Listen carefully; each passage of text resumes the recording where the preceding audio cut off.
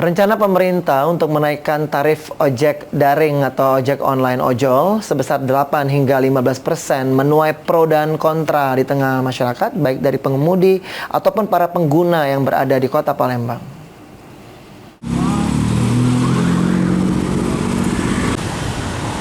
Pemerintah melalui Kementerian Perhubungan berencana menaikkan tarif ojek daring sebesar 8% hingga 15%. Kenaikan ini akan dilandaskan dari zona yang akan ditentukan ke depan.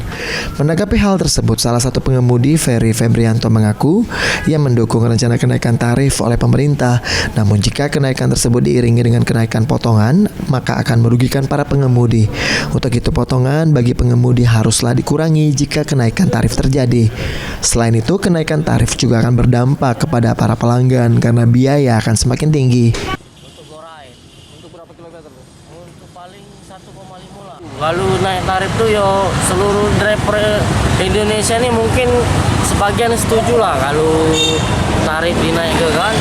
Cuman potongannya yo dikurangi juga dari ibarat kata tuh 30% tuh banyak keuntungan juga sebenarnya. Cuman yo bagi yang nggak tahu kan pasti yo ngeluh kan.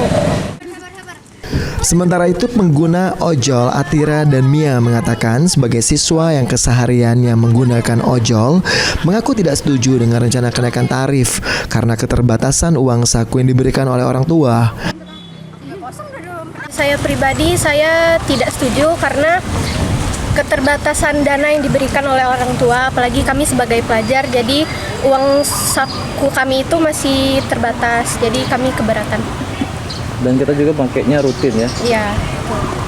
Oke, mungkin ada harapan ke depannya seperti apa nih?